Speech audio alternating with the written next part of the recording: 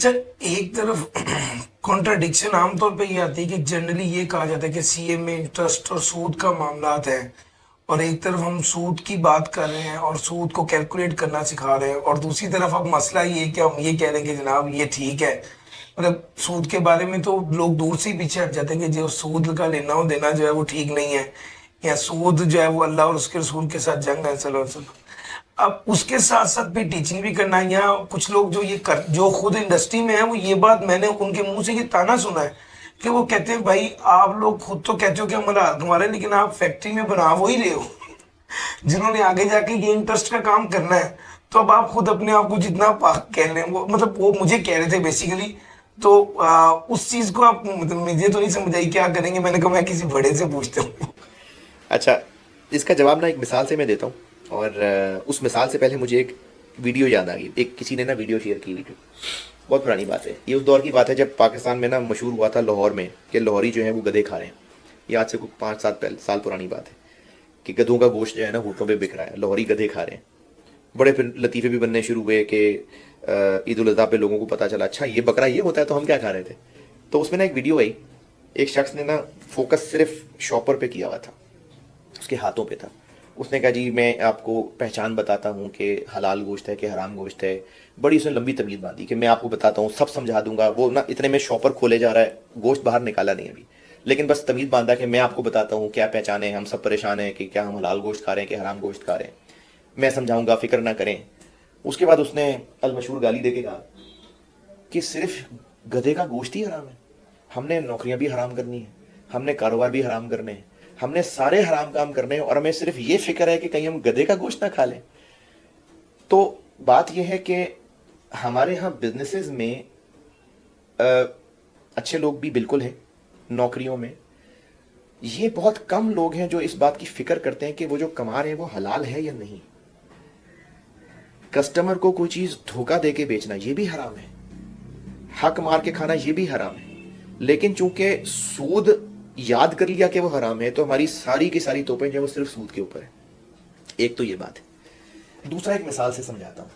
میں نے اپنے اکثر اسٹوڈنٹس کو بھی یہ مثال سمجھائی ہے. ایک قافلہ جا رہا ہے اور اس قافلے میں بہت پرانی دور کا قافلہ ہے کہ کچھ لوگ جو ہیں وہ اپنے کندھوں کے اوپر وہ پورے کہہ لیں پالکیاں اٹھائی ہوئی ہیں یا پورے وہ پھٹے اٹھائے ہوئے ہیں جس پہ لوگ بیٹھے ہوئے ہیں، اور کندھوں پہ کچھ لوگ اٹھا کے چلنے والے ہیں. اب قافلہ چلتے چلتے نا کسی نے اس قافلے کو مس گائیڈ کر دیا، اور وہ قافلہ مس گائیڈ ہو کے تو ایک کیچڑ میں اتر گیا. اب وہاں کیچڑ ہے، گندگی ہے، غلاظت ہے. اس کیچڑ سے ڈائریکٹ کانٹیکٹ میں کون ہے؟ جس نے کندھوں پہ اٹھا کے چلنا ہے. جو اوپر بیٹھے ہوئے وہ ڈائریکٹ کانٹیکٹ میں نہیں ہے. اگر وہ اوپر بیٹھے ہوئے یہ کہیں گے نا کہ تم لوگ کیچڑ میں ہو، تم لوگ گندے ہو، تو وہ جو کیچڑ میں ہوگا کہے گا ٹھیک ہے میں بھی اوپر آ جاتا ہوں. وہ اوپر آ کے بیٹھ جائے گا، لیکن اس کا رزلٹ کیا نکلے گا؟ وہ سارا کا سارا قافلہ کیچڑ میں ہی پڑا رہے گا. اور وہ جو اوپر بیٹھے ہوئے یہ سمجھ رہے ہیں کہ ہم کیچڑ سے محفوظ ہیں، تو وہ بدبو سے بھی محفوظ نہیں ہے، وہ وہاں سے جو جراثیم اٹھ رہے ہیں ان سے بھی وہ محفوظ نہیں ہے. بس کیا ہے کہ ڈائریکٹ کانٹیکٹ جس کا ہے نا لوگ اس کو کوس رہے ہیں. اچھا، اب وہ جو ڈائریکٹ کانٹیکٹ والا ہے وہ کیا کرے؟ کیا وہ بھی چھلانگ لگا کے اوپر بیٹھ جائے؟ اگر وہ اوپر بیٹھ جائے گا تو قافلہ تو پھر کیچڑ میں رہے گا.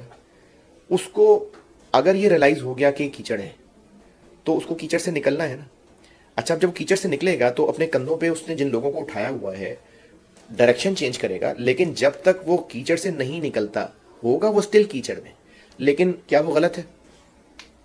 کیا وہ جو چل رہا ہے وہ غلط ہے؟ وہ کیچڑ کے اندر گندا ہے؟ وہ کیا ایسا ہے؟ کیا اس کو ہم غلط کہیں گے کہ وہ کیچڑ میں ہے؟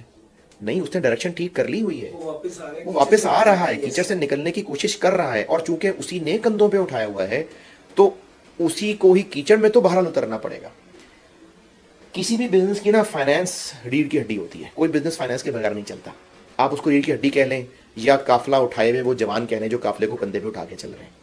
چونکہ وہ کیچڑ سے ڈائریکٹ کانٹیکٹ میں ہوتا ہے تو اس پہ شکایت زیادہ ہے. اکاؤنٹنٹ ڈائریکٹلی فائنانس میں انوالو ہے اس لیے اس پہ شکایت زیادہ ہے. لیکن اسی کمپنی میں کام کرنے والے انجینئر صاحب کیا وہ اس سارے سسٹم سے پاک ہیں؟ نہیں، سودی نظام کی برائیاں ان تک بھی پہنچ رہی ہیں. اب ہم کریں کیا؟ یا تو ہم بھی فائنانس سے نکلیں اور سمجھیں کہ ہم بھی پھٹے کے اوپر چڑھ کے بیٹھ گئے اب ہم محفوظ ہیں. تو ہم محفوظ نہیں ہیں، ہم ساری زندگی کیچڑ میں پڑے رہیں گے. ہمیں لیڈ لینی پڑے گی اور ہمیں یہ فیصلہ کرنا پڑے گا کہ سود سے نکلنا ہے. ہمیں فائنینس ایسے مینیج کرنا پڑے گا کہ ہمیں سودی بینکنگ کی طرف جانا ہی نہ پڑے. ایسے ہی کچھ لوگوں نے فکر کی ہوگی تو اسلامک بینکنگ بنی ہے. اگر لوگ فکر نہ کرتے تو اسلامک بینکنگ نہ بنتی. کسی نے فکر کی ہے نا. اب یہ ایک لانگ ٹرم کوشش ہے اور ہو سکتا ہے ہماری زندگی میں ہم کبھی کامیاب نہ ہو سکیں, لیکن ایک کوشش ہے. میں ایز اے ٹیچر اپنے اسٹوڈنٹس کو یہ سکھاؤں گا کہ سود کیا ہے, آپ کیسے ٹھیک ہو سکتے ہیں. فائنینس مینیج کرنا ہے نا. آپ چارٹرڈ اکاؤنٹنٹ ہیں, کیا ورکنگ کیپٹل مینیج کر کے بینک اوائڈ نہیں ہو سکتا؟ ہو سکتا ہے نا. کیا ایکوٹی انجیکٹ کر کے بورنگ اوائڈ نہیں ہو سکتی؟ آپ اپنے انویسٹر کو یہ یقین دلائیں کہ ایکوٹی فائنینسنگ سے بھی اچھا پروجیکٹ ہی چلے گا, میں چلا کے دوں گا. تو چونکہ فائنینس کسی بھی اکانومی کے لیے ایک ریڑھ کی ہڈی ہوتی ہے, یہ وہ 4 لوگ ہیں جن کے کندھوں پہ سارا قافلہ جا رہا ہے, تو ان کو یہ بتانا ضروری ہے کہ دین کیا چاہتا ہے ہم سے, سود کیا ہے, حلال حرام کیا ہے. جب ان کو سمجھ آ جائے گی نا حلال حرام کیا ہے, تو پھر وہ اپنی ڈائریکشن ٹھیک کریں گے. تو ٹیچر ان کو یہ ڈائریکشن دینے کی کوشش کر رہے ہیں. اگر ہم اس فیلڈ سے نکل جائیں, میں کہوں کہ توبہ توبہ یہ فیلڈ حرام ہے, پہلی بات تو یہ کہ پوری فیلڈ حرام نہیں ہے. اگر ہم سود کو, بلکہ اگر کیا, سود تو کلیئرلی حرام ہے نا, اور جو کمرشل بینکنگ ہے یہ سود ہے, اس میں کوئی دوسری رائے نہیں ہے. تو کیا سی اے کے پروفیشن میں, آپ بھی چارٹرڈ اکاؤنٹنٹ ہیں, ٹیچنگ کے علاوہ کیا ہر ایک نے سود سے ہی ڈیل کرنا ہے؟ نہیں بھائی. میں نے جو 3 سال نوکری کی ہے انڈسٹری میں, میں نے کبھی ڈیل ہی نہیں کیا بینکوں کے ساتھ.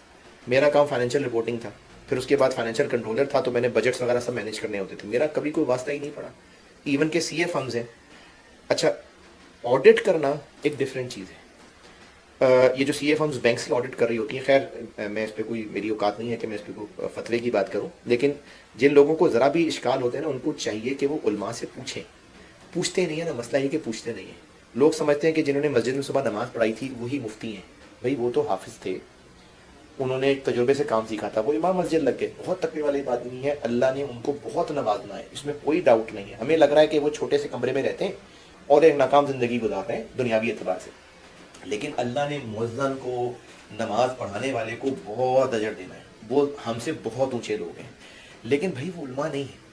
آپ کو کسی بھی ریلیونٹ مسئلے میں علماء ملیں گے, مفتی حضرات ملیں گے, جائیں ان کو بتائیں اس فیلڈ کے بارے میں. وہ آپ کو بتائیں گے کہ آڈٹ کرنا کیا ہے, اور یہ جو سود کے اندر 4 لوگ آتے ہیں وہ کون ہے. آڈٹ کرنے والا نہیں ہے اس کے اندر. تو جن کو جو مسئلے ہیں پوچھ کے چلنا چاہیے. تو اس فیلڈ کے اندر کیا سارے کام ہی سود سے لنکڈ ہیں؟ نہیں, لیکن چونکہ فائنینس ہے اور الٹیمیٹلی اس نے کیچڑ میں چلنا ہے, تو ہاں یہ ڈائریکٹلی ایکسپوزڈ ہے, اس لیے لوگ اس کو غلط کہتے ہیں.